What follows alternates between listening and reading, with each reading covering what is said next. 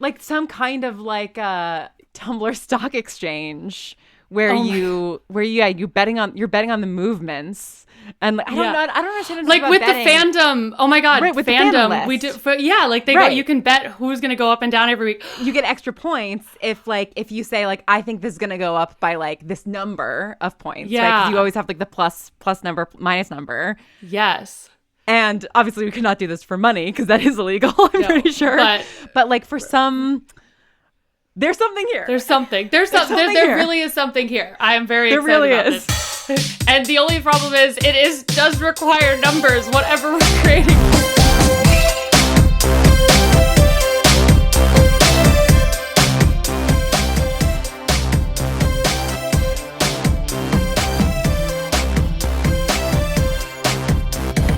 Hello, fandom investors. I'm Cher McMullin, head of entertainment at Tumblr and multi-series, multi-season, multi-fandom member. Oh, multi-series, multi-season, multi-fandom investor?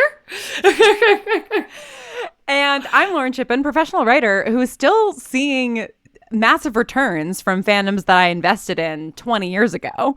Oh my God. Great one. Thank you. And this is Dashboard Diaries, a podcast for you, the folks who are in this internet stock market with us. I love it. We talk about what's going on our favorite health site, get into what we like to call Tumblr, do fandom metrics, deep dives, and share the times when we've gone feral over a new stock. I love it. The theme is coalescing. Yeah. With that, what has your last month on Tumblr been like? What have you really been investing in this month? What trends are you seeing? Yeah, I have sort of put my time and finances into a couple of new fandoms. Some of which are a little bit like older. So I think I maybe mentioned this last month, but I did start watching Black Sails, and it just grew richer and richer as the show went on, and I finished it and then went on a huge, like Tumblr tag dive and reblogged a bunch of stuff, and just like I love how active the fandom still is, and that's something we're going to talk about a little bit later. And then I am currently, beating the drum of a little-known show in the sort of the Tumblr ecosystem, something that not a lot of people have invested in, but that I love, which is Evil, the CBS/Paramount Plus show that I think people are really, really sleeping on. It is genuinely scary, and I feel like there are a lot of horror fans on Tumblr who would enjoy Evil. But then also it's just like got this like great trio at the center. It's like really clever and funny and emotional. The main character, Kristen, is like a truly like unhinged, insane, wonderful woman. Like I love her so much. Like she's simultaneously like the Scully, like like skeptical and like very grounded, and also like completely batshit bonkers. And I love her for that. And I was very happy to see not only are there some people making gift sets, which I was very appreciative of, but somebody ships my little ship, which is Kristen and Ben, who are like sort of best friends in the show. And there's definitely nothing romantic between them, but like I think that they should be together. And there's at least one other Tumblr user who thinks that they should be together. So I felt very taken into the warm embrace of that person's gift set tags. And yeah, that's kind of been my main thing over the last month. And then of course the finale of 911, a little bit of Furiosa here, but it's mainly been Black Sails and Evil. How about you, Cher? What has been rising in your estimate over the last month? Well, the last month has seen just a huge, it's been a huge month, which for the show I'm about to say, it's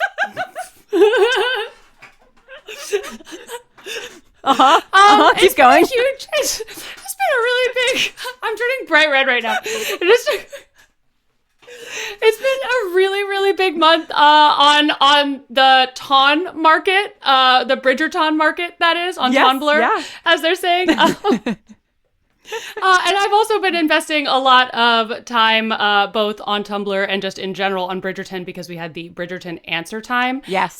Which we recorded, I think, a few days after we recorded our last episode. I don't know if we've talked about it yet, but it was so much fun. I got to interview Nicola Coughlan, and I also got to interview Jessica Madsen and Hannah Dodd. And it was like, they were lovely and just incredible. And I lost my mind. I actually opened the interview with Nicola by saying, "Hi, I'm so excited to talk about season 3 of Dairy Girls." So started off really strong there. But it was, what were you saying? I'm sure she loved that, you know, like Dairy Girls is such a great show. Yeah, I agree. I also love like all the crossovers. I don't know if you've seen like the crossovers of Nicola doing like I really burn for you, Colin. Like, I burn for you. So good. Oh, incredible. An icon, a legend. It was the best experience ever. And I also like have so many thoughts and feelings about the new season. Definitely, I'm assuming we'll talk about it during this episode and maybe even, you know, I don't know if how long it'll take for the stock to go down, but I think the stock is really just continually rising at the moment. Yeah. In my opinion. And then in addition to that, just a couple other things. Young the Giant, which is a band I've really liked for a long time. They launched a tour diary on Tumblr, which is super exciting. Fun. So their tour just started and they're touring with Cage the Elephant. Oh, cool. And then I can't remember. I think I mentioned in a previous episode when we did the interview with the cast of Dead Boy Detectives, the Caitlin Riley and Max Jenkins did a spontaneously read some Goncharov some of like some Goncharov fanfic, I guess. Like a Goncharov spec script or a scene from Goncharov written by a community member. It just happened because we were doing a segment at the end where we just kind of showed them Tumblr posts, and I love that. had the cast kind of react to them. Some were about the show, some weren't. And so I showed the Goncharov poster and I was like, what is this movie about? Yeah. And it ended up like, I think it was Caitlin Riley who said, should we read a scene? And so they read a scene from it and we posted it on Tumblr. I love but that. We posted the scene without context, and that was a mistake. Oh, no. Why? So there were a ton of community replies being like, they couldn't even learn the lines, like they didn't cast this as they should have. Obviously everyone knows that this is this scene is between two men. It was between Andrei and Goncharov. Oh, okay. And it was like, and I was like so distraught because I was so excited about this. But then because I didn't do the opening where they were like, hey, should we just do a scene from it? Why not? Random. We just randomly found one. Like, people thought that Netflix was making a Goncharov movie. It was oh my God. It did not. I was like, context is so key. So that was, I feel so bad, because I feel like if when you're like, I wish I could explain this, yeah, but you can't. So anyway, no. I posted the context video, but it was too late, Lauren. But anyway, I'm so sorry. Just want to set the record straight. But that's clear the air So anyway, I just want to clear the air. About the Gonch. I just want to comment on the Goncharov controversy on the Gonch. And say that it was a spontaneous interview moment. It definitely wasn't planned. There is no Goncharov movie being made. It was a bit. And so sorry for any confusion. I have learned that context is so key, and I'll be keeping that in mind for the future. Yeah. Oh man, you never know what's out of context people are going to just run away with, right? Posting on the internet is so risky. It's so risky, and it's totally understandable. If I just saw this thing come across my feed, posted on, I'd be like, oh, maybe they are making a Goncharov movie. You don't know. So, I've learned about the importance of including context, not only in the caption, but also in the video itself. There you go. The more you know. Today I learned. This month I learned. And then finally, one other thing that I kind of, have discovered on Tumblr. I feel like it's been a thing for a while, but I've really been enjoying, and it doesn't seem like there's a lot of people really following the tag, is dashboard simulators. Have you seen these? Yes. I didn't realize that there was a whole tag for it, but I'm obsessed with this genre of post. Oh my God. So I'm having so much fun for our with it. audience, explain what it is. So dashboard simulators are essentially, using the ability to you can include up to 32 images in a Tumblr post.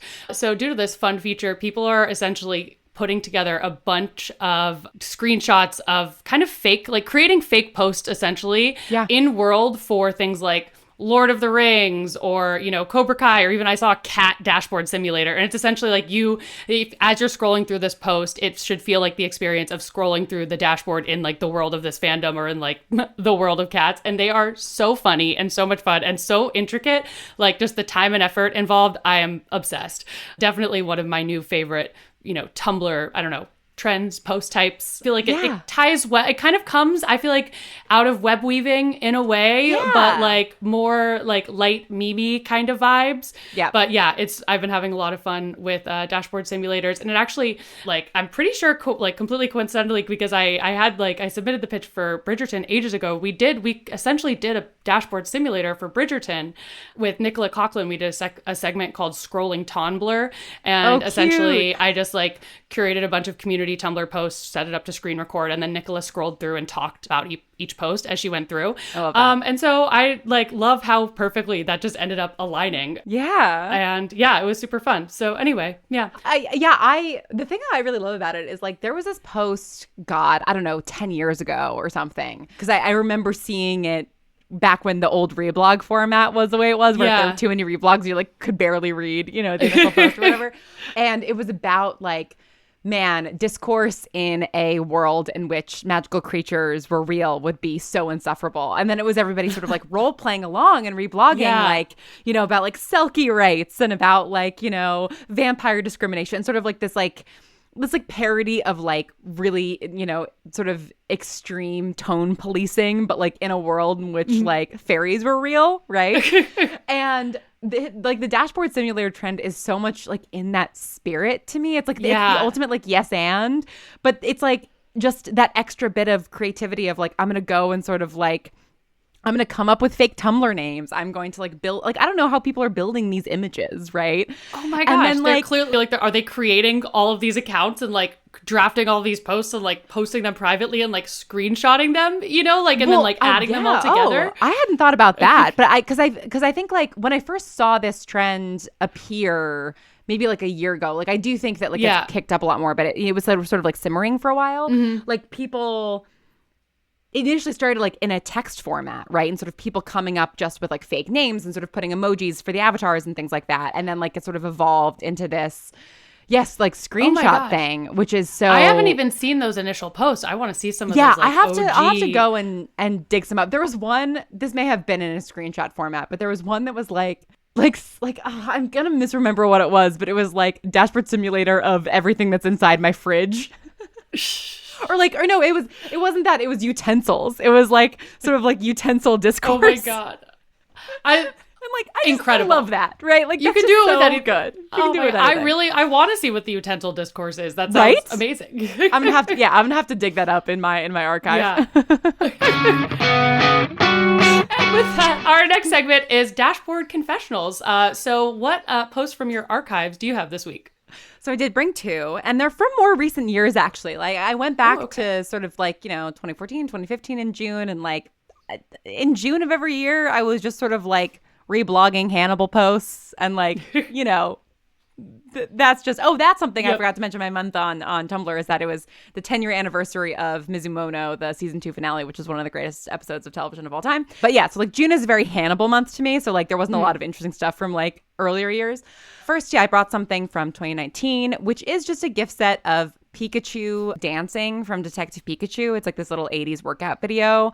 And I just like, I like want to cry just looking at it now. I have like debilitating cute aggression for this little animated Pikachu. He's just a little guy. And like I already have like pretty severe cute aggression when it comes to like animals, but there's something about the way that the artist built this little creature. Like we went to go see Detective Pikachu because I'm not a Pokemon person, but my partner is. And the whole time I was like, I'm like in pain. Like I'm overwhelmed. There's something about this little creature that is like hooking into the back of my brain. And like, I'm like tearing up literally right now, just like looking at his little face and his little ears. So I just want to share that because it brings me a lot of joy and also anguish. As all the best things should. You know, which we'll definitely circle back to that with your feels corner, because I feel like that ties in very well. And I also completely agree with you. I'm like, there's something like viscerally adorable about it. I like so cute. Right? Like it's like from what was it?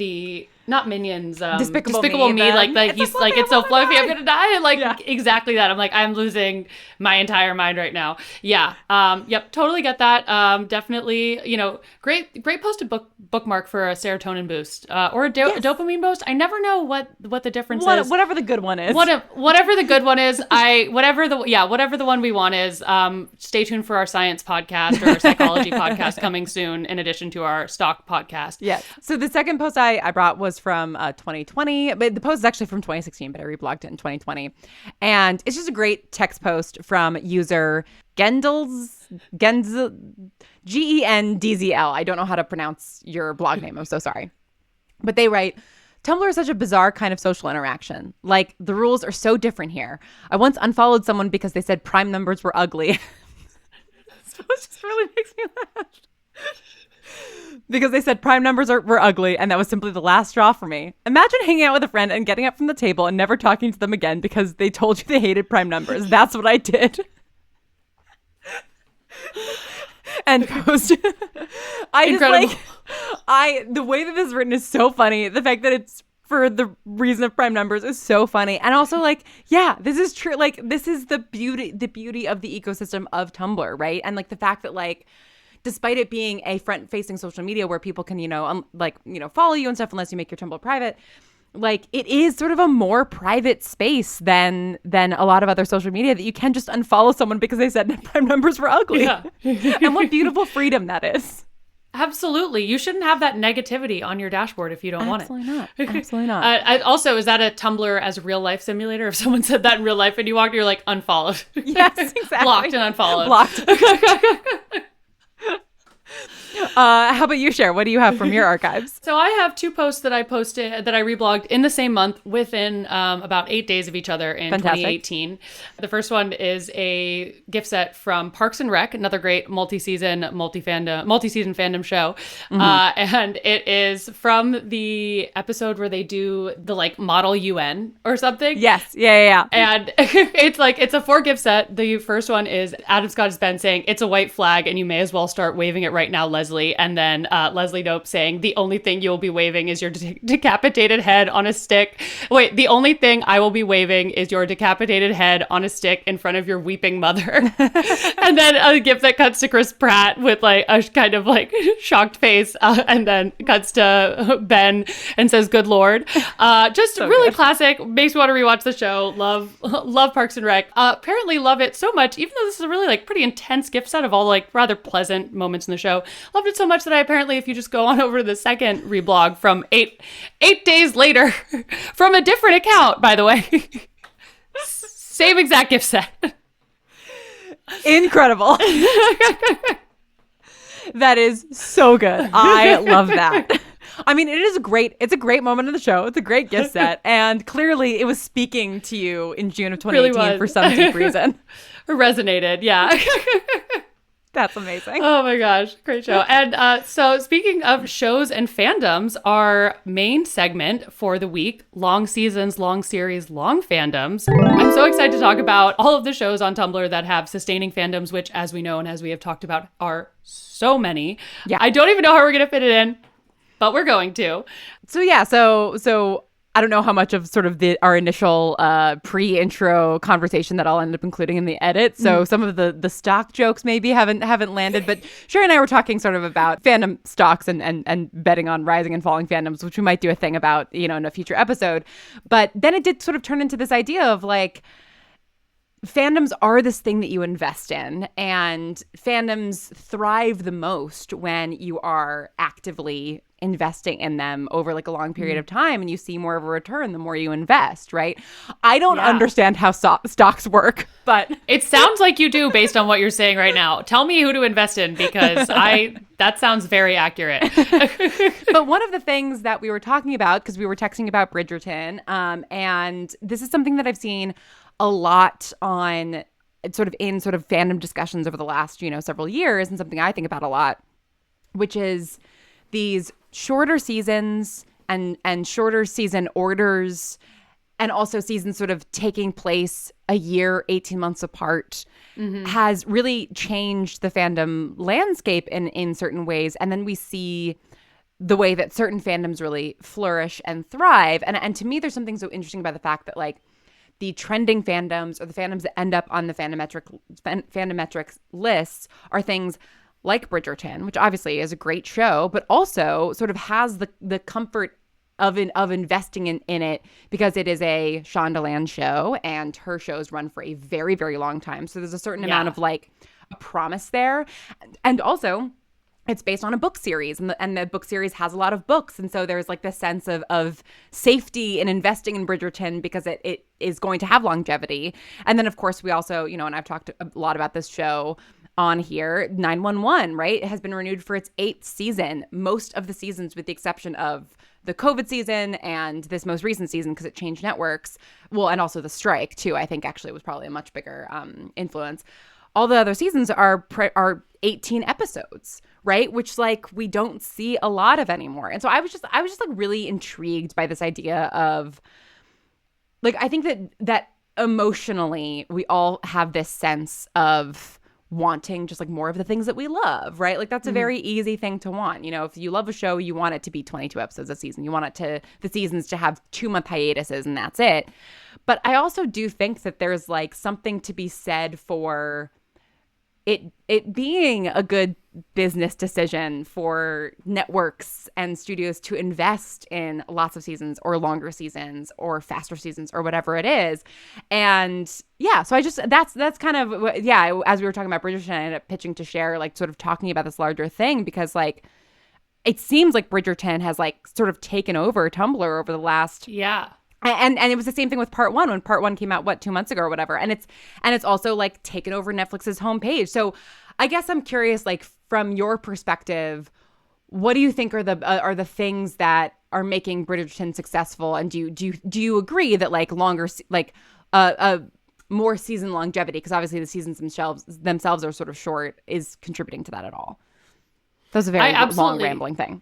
No, I think that was like perfectly encapsulates kind of the topic of the episode and like why shows that you can kind of have that trust in that they will be kind of consistent. The NASDAQs and things of the fandom market, I guess, even though I think NASDAQ is a stock it's like a thing comprised of multiple stocks. I don't know. Anyway, doing our best. But no, I absolutely agree. And I think that, there's kind of like a give and take. I know that having longer seasons means, often lower quality seasons because writers can only, come up with so many ideas. And especially when they're trying to churn things out really quickly, like it can end up in season inflation where, perhaps you get a lot of episodes, but there's not really a lot of substance or like impact or maybe, but I also kind of, I don't know, don't mind a filler episode ever so often. I like getting like those in-depth background stories. And I think Tumblr is very much the same. I mean, obviously to the extent that, Tumblr creates entire universes and new storylines like out of, the shows and titles and characters and like fandoms that they're, the most invested in with fan art and fanfic and beyond. Like, I think that there's really something to be said about, both the shows where every single scene is super, important and pivotal to the plot. I feel like maybe like Succession is a good example of that, or even maybe like the Game of Thrones until that final season, which we pretend doesn't exist. Sure. Like again, like that, it was so, those, I'm trying to remember how long Game of Thrones seasons were. They were like, the final season was 7 episodes. I think they were like, or 6 episodes, right? And the seasons were quite short, so. But the seasons were like, there were a lot of seasons, the episodes were long, but like not many episodes per season, which I think is pretty consistent with like HBO shows. Yes. But like really like jam-packed with things. But I also, I think there is definitely something to be said about, not every episode and every storyline doesn't need to be like kind of, pushing the story forward in some kind of big impactful way. And I think that's why, procedurals do so well, and you can have so much fun and kind of play around with so many different plots, like 911, like Supernatural. Yep. And, like Grey's Anatomy, which is a show that it has a pretty small fandom on Tumblr. There's like 43K followers on the tag. I don't even follow along on Grey's Anatomy on Tumblr. I kind of like separate, I don't know, that show from, I guess, my fandom engagement, even though I've been watching it since I was a teenager and refuse to stop. Yeah. Because I've invested 20 seasons at this point. I am not, going to stop watching now. Like, I will see this show out into the end because I put all this time in. Right. But anyway, I feel like I've gone beyond the point there. The question that you asked is like, what about like Bridgerton is it that you think, wow, I went so far off the rails. No, How did I get to Grey's Anatomy? It's perfect. Like, I think that, the fact that Bridgerton has a lot of books and that we kind of know, A, the Shondaland aspect, B, the fact that I'm pretty sure the contract we know is signed for at least 2 to 3 more seasons. Yeah. You have that safety and security in investing the time and the effort into, becoming a part of and talking about the fandom because, that the show is going to continue. Whereas a lot of the time, and as we've seen, oftentimes with a lot of shows that, are canceled after 1 and 2 seasons and people get really excited and, dedicated to this fandom only for it to just completely like drop sometimes on a cliffhanger. Yeah. And that, I feel like people definitely get burned before, they lose their investment and they're like, what communities can I invest in? What shows can I invest in that have a better ROI? Yeah. Don't worry. AO, that's a return on investment for any non-stock experts out there. But yeah, I think like they're having that safety and security definitely means that,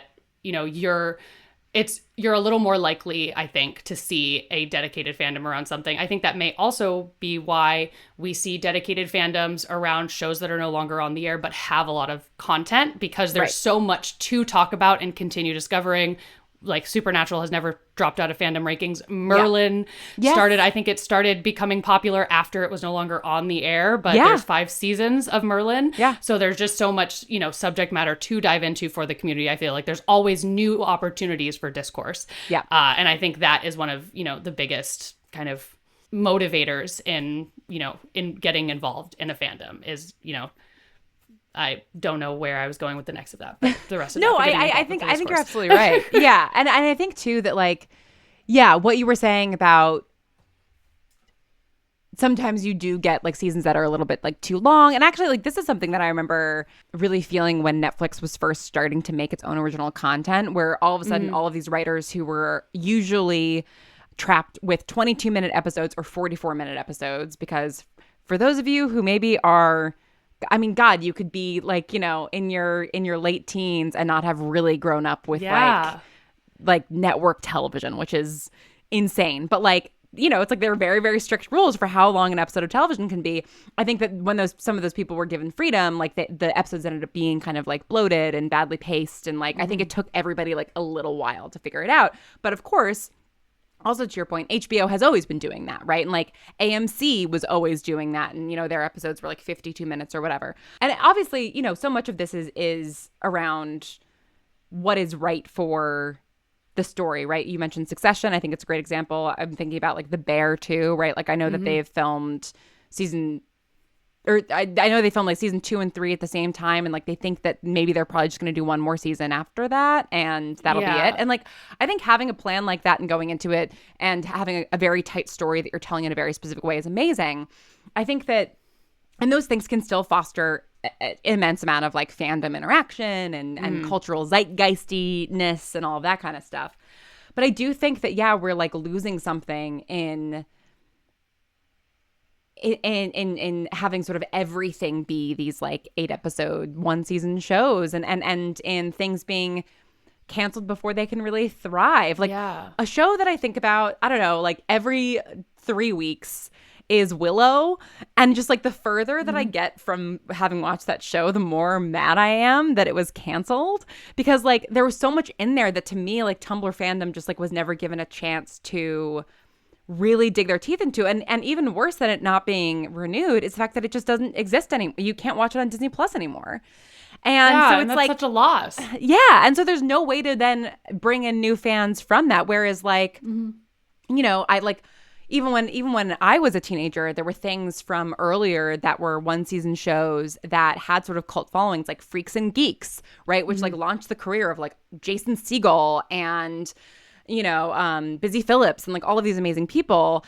And that was 12 episodes or something. And then, you know, Wonder Falls, Brian Fuller's, I think, second show. But like there's like a young Lee Pace in Wonder Falls. And he's like, so it's, you know, and these, I'm really straying from the point, but and I guess that like I don't necessarily have a wider point than just like sort of complaining about like the state of media, but I do feel like the fact that we look around and the things that are sort of most talked about, most to have the most excitement and activity around them are things like Bridgerton, which had an existing fandom, right? Things like Star Wars, Marvel, Doctor Who, like Star Trek, right? Like stuff that's been around for decades. And of course, there are exceptions, you know, to this. I think that Sherlock is like a very short show that had a really outsized impact, right? I think Hannibal 2 was only 3 seasons of 12 episodes each,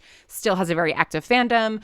So there certainly are exceptions, but like, oh, and Good Omens also, like very short seasons, very far apart, but like huge impact. Oh my gosh. Yeah. Enormous. Like to the extent that those, you know, they're the biggest topic of the year. Right. You know, the show can be, despite, you know, again, having, so much less subject matter to dive into, I guess, beyond, you know, of course, the source material. Right, of which course. is, you know, which I think, again, ties into the established fandom and the impact of established fandom. Like, yes, Good Omens, there's only those 2 seasons so far, but, you know, you can dive into other aspects of the Gaiman-verse, and you also know that there's a lot of crossovers within the Gaiman-verse, so, you know, you can even, you know, lean into that in your exploration. Yes, it's just 2 seasons of Good Omens, but like, is there anything in, you know, other, like in the Sandman, like, you know, how Dead Boy Detectives was a spinoff of like characters from the Sandman series, things like that. Like, are there other things that you can kind of dig into or even like know you'll like and have that kind of opportunity for crossover? And also the entire time you were talking, I was just sitting there thinking about how Fleabag is one of my favorite shows of all time, and there is so little of it. Yeah. And Phoebe Waller-Bridge has said, you know, maybe I'll make another season when I'm in my 50s, when Fleabag is 50, which I hope she does. That would be amazing. Yeah. But like also the amount of times I've rewatched Fleabag and just know that like it makes me like, it's an incredible show, but I feel like I watch it like a movie, you know? Well, right. And like, you know, Fleabag, I think, is also doing such a different thing, right? Because it's like we all became such huge fans of Phoebe Waller-Bridge and obviously like Hot Priest and everything. And Andrew Scott, you know, got like another sort of boost in his career from that, and now is having an incredible career. But like, I don't know that I've ever like engaged with like the Fleabag fandom, right? And like like not everything needs to have like a really active fandom, right? Like I think that like some of the greatest art is stuff that it just sort of exists as it exists. You know, it's like I'm a huge musical theater girly. I was watching the Tonys last night, and like musical theater by like the, you know, Stephen Sondheim has had an outsized impact on my life, and I would consider myself part of the Stephen Sondheim fandom. But like each of his shows, you know, it's like 3 hours max. I mean, actually, I don't even know that he personally had a 3-hour show, but like that's, you know, the sort of the outside length of a musical. And not to say that obviously there are musicals that do have like massive fandoms, but like, yeah, I think that the sort of the opportunity for people to discover something that like in its first season maybe is unknown, unestablished, like, you know, fresh, and maybe still finding its footing, right? Like I think that that's so big too. Like, oh my gosh, you know, if you watch the first season of 911, I mean, there's a lot of really fantastic stuff in the first season of 911, but just by the nature of Connie Britton only doing the first season, structurally the show is just like very different in the first season than what it became. And like the characters become so much richer, and like Kenneth Choi's character Chimney is one of my favorite characters. Like who he is in the first season is so different from who he becomes, and it's like you don't get that chance if you don't allow a show to sort of find its footing and work with the actors to also figure out what the actors are bringing to a role and how that can affect the characters. And I don't really have like a solution to this other than to just like beg studios to like give more chances to more things. Yeah. And like maybe spend less money on the first season so that they can have a second season and all of that kind of stuff. But I do think it's interesting that like in the top fandoms, like we are seeing these things that are lengthy seasons or based off of source material or fandoms from, you know, that began almost 20 years ago, right? Like Supernatural began in 2005. Like we're coming up on the 20th anniversary of Supernatural. Like that's crazy. That is wild to think about. And we'll never be free of it, you know? Yeah. Like it will always be a major fandom on Tumblr because it's like you can't, like there's over 300 episodes. Like so few shows have crossed that threshold that like, of course, like, you know, and the, you know, Kirk and Spock fandom. I still see a Star Trek post on my dash once a week from like of the original series, you know, and I don't follow any Star Trek blogs, but like the holds that show, which also ran for like 100 seasons, you know, has on people is incredible.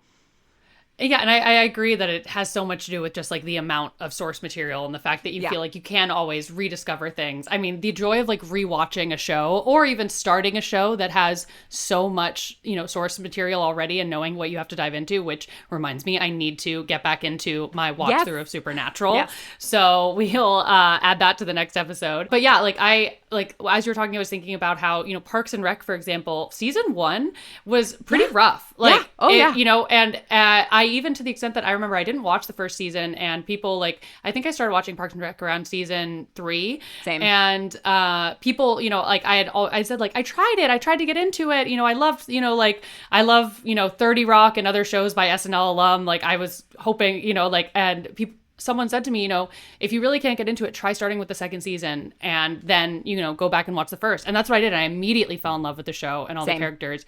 And yeah, I think like you have to, you know, as you said, like give shows that space to find their footing and discover themselves, especially when it's brand new subject matter that isn't based on anything, you know, that doesn't have all that source material to work off of. And they're literally creating the story out of thin air and kind of discovering it as they go along. Exactly. Yeah. I mean, Black Sails obviously has some source material, right? It is technically a prequel to Treasure Island and involves also real historical figures as characters. And like, you know, a lot of what happens to the historical figures is based on fact and everything. But like, just in terms of, I mean, Parks and Rec is such a great example. I still have not seen the first season of Parks and Rec. Like, I just never watched it. And like, you know, that's one of my most rewatched sitcoms. And I've just never watched the first season because I think I tried a couple episodes and I was like, this is not for me. But Black Sails, the first season, especially like the you know, the pilot and even just the first few episodes is like very, oh boy, this is a Stars show that has Michael Bay as a producer. That is what's happening here. Like it's, you buckle know, up. Yeah. There's like lots of gratuitous nudity and like, not to say that there shouldn't be nudity in shows. I actually have a whole rant about nudity and sex scenes and the discourse around that and how I'm such an, you know, advocate for sex positivity, all that kind of stuff, and I love the discourse around that. But also, like, I think the thing that gets lost sometimes is the fact that like there are real people on set who are doing this, and like, how safe is the set, and what are unions doing to protect people? And the answer, as somebody who's part of that union, is nothing, until like very, very recently. So like, that's, I think, that's something I'm always thinking about when I'm watching something like the first season of Black Sails, where it's like, you know, there's lots of sex scenes where the women are naked and like the men kind of are, you know, like you're not seeing as much from them, or like, you know, there's sexual assault, whatever, you know, whatever it is. And like, what's crazy is that by the end of season 4 of Black Sails, it's become this like exceptional story of love and power and identity and struggle that is genuinely like an incredibly effortlessly diverse cast of people. And what's also crazy is that like when you watch the second season and the sort of reveal of the main character's backstory is revealed, that is something that they thought about revealing in season 1, and then they just like kept it for season 2, and it like changes everything. Like it changes everything that you think about, that you know about the character, that you think you know about the world.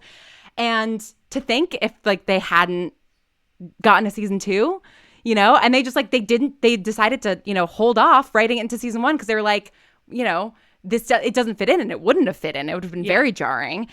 But like, how great that they then had the opportunity to do it. And like, again, like that's a fandom that, despite only having 4 seasons of 10 episodes each, really has survived and, you know, has continued to thrive. And I think now that it's on Netflix, we'll only get more and more fans. It's very, very long.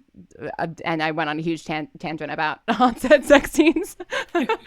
But No, but I also agree with you and have I'm shocked that are intimacy coordinators now required in all sex scenes? Because I feel like they're okay. Like that's just an option, right? And So can I go on like a very I'll try to keep this. Okay. So there's been very interesting discourse over the last several years on Tumblr specifically about sex scenes in film and television. And I think that a lot of the discourse is really healthy. It sort of came from a place of people being like, there's never a reason that you should have a sex scene in a movie, which if you don't like that stuff, then don't watch it. That's fine. And then other people kind of coming and taking the other side of the argument, which is the side of the argument that I agree with, which is no, if that's an expression of the story, if it's, there's lots of reasons, even if it is just to titillate people, that's also valid. It's valid to feel titillated, right?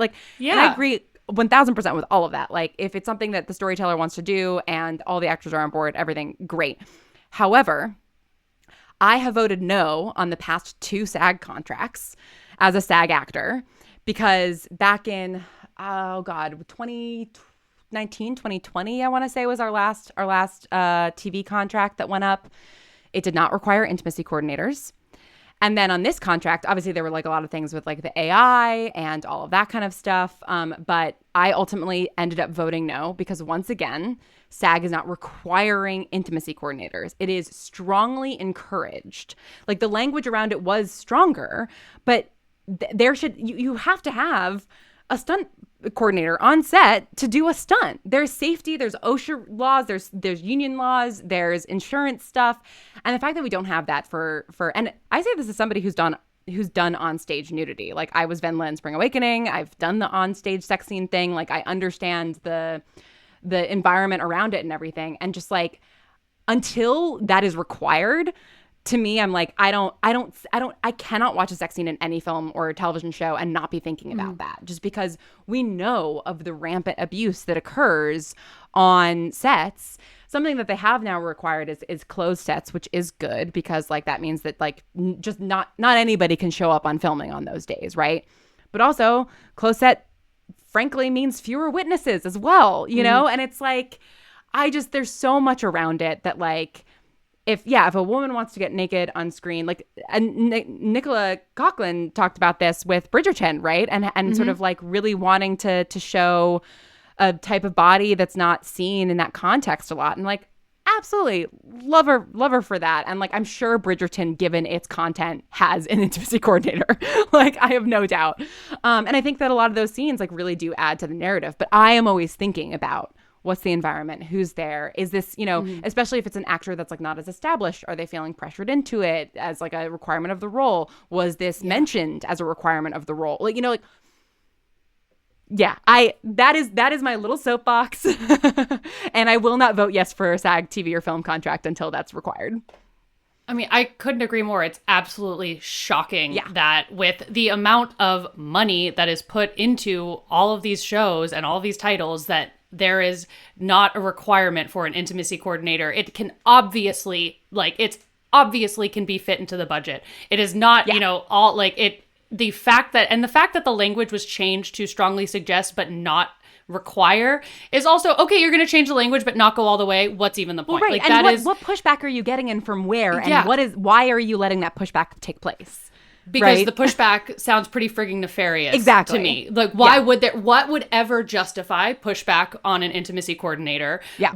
Which, when all an intimacy coordinator does is make sure that that set is safer and consensual and which is the key. Yeah. And I mean, I have a lot of opinions. I feel like I really like the show Outlander, and I have to skip the constant, it feels, sexual assault scenes. Yeah. That's not what I think that I have I don't know. I have some opinions on whether that's ever relevant to actually show, just literally or if it's show. More traumatizing versus imply. Yeah. But yeah, and I can't having an intimacy coordinator for a consensual sex scene is, extremely important. I mean, it's important tenfold for a non-consensual sex scene. Yes. Yeah. Because that can be so traumatic. Yeah. And and I think what's like, I think the excuse for a little while was around the fact that there were just so few people who actually were trained for this job, right? And I think that that's not quite the case anymore. But like not only like is it a way to like make things like safe and consensual and give somebody a person to go to if they feel unsafe who's not the director, right? But also like the literal blocking of those things, right? Like this is another reason why I can never sort of like step outside of myself and watch sex scenes for what they are, because I'm always just like, what was the blocking? What was, you know, this is like unrealistic. Yeah. Like, you know, what was the, well, and actually there's a funny anecdote about American Gods and them reshooting an entire scene because Brian Fuller wasn't on set the day that they did the gin sex scene between the two men. And he watched the playback and was like, this is not how you have gay sex, and they had to reshoot the whole thing. Like, and yeah, there's a whole queer aspect to this as well that needs to be talked about. But like, yeah, if a director is literally blocking a sex scene, are they trained to do that, right? Like, most directors are not creating fight coordination for stunts, right? They're not the ones literally choreographing those fights. They have people for that. So it's like, why would they be qualified to then do a different kind of physicality?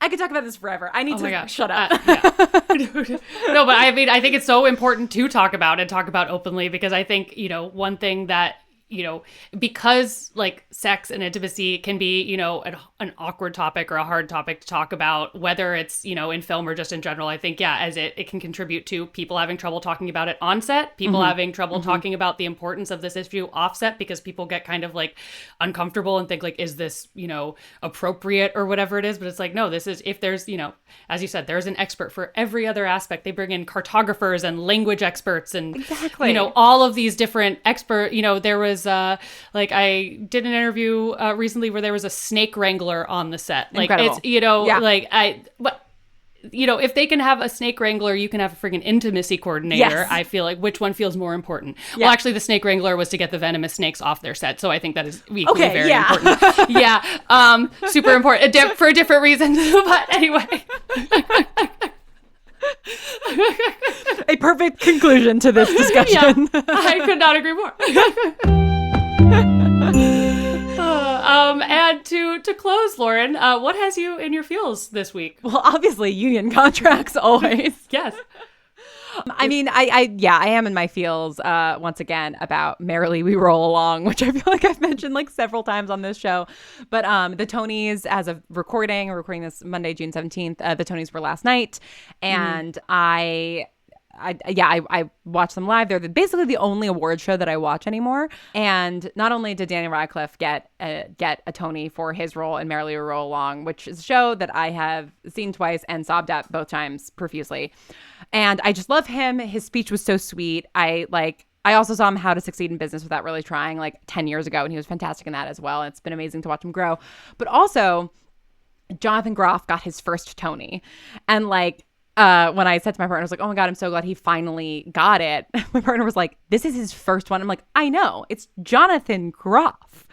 Like, that is shocking. He's been nominated for everything he's ever been in, you know, Spring Awakening, Hamilton, etc., but he's never actually won it.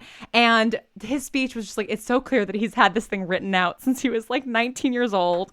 And I saw him in the previews of Spring Awakening back in 2005, 2006. I don't remember exactly what year it was. And like, I just remember being so blown away by, you know, he was 20 years old or whatever, so blown away by the clarity of his voice, his gravitas even then. And granted, I was, you know, 14. And so I was also like, oh my God, you're so pretty. But like, I don't know, like there will always be a part of me, you know, it's like, I don't necessarily have any fantasies about like giving an Oscar speech or an Emmy speech or anything like that. But like, anytime I watch the Tonys, there's always going to be a little part of me that's like, oh man, like that's the career path that I diverged from, right? Like I was originally on that path, and then I decided not to sort of pursue it. And I don't know, just like seeing these wonderful people succeed is just like, I just got very emotional about it. So that is what has me in my feels. What about you, Cher? Well, I honestly, for kind of a similar reason, but for a fictional character, am in my feels for hacks. Oh, yes. And just, hacks. I cried throughout this, this season. I love hacks so much. I know we've talked about it like multiple times, and like we've brought it up as like, in our, I think I've brought it up for my feels corner every like month for the last 2 months as it's been on the air. But the ending of this season, and just like the fact that, Jean Smart, like spoilers ahead, like Jean Smart's character, who's how Deborah Vance, how the fact that Deborah like finally got late night, like finally got this thing that she's been working towards and wanted her whole life. Like, it just like, it was so beautiful, and it warmed my heart, and just, I love this show. I also loved the drama at the end. I'm messy. I loved it. I actually think I like said out loud, like, yes, when like, when Ava kind of finally stood up for herself with Deborah, and, even beyond stood up for herself, like kind of like, gave Deborah a taste of her own medicine. I loved it. It was fantastic. I'm really, really excited for the next season. I love this show, and it makes me really happy. Same. Absolutely same. Yeah. And with that, I'm Cher McMullin, and you can find me at overshares.tumblr.com. I'm Lauren Shippen, and you can find me at thelaurenShippen.tumblr.com. This has been Dashboard Diaries, and may your anons always be loving, your dash always refreshed, your gifts always be loading, and your ships always canon. May the fix your reading always be finished, and the answers you seek always in the reblogs. Thanks for scrolling with us.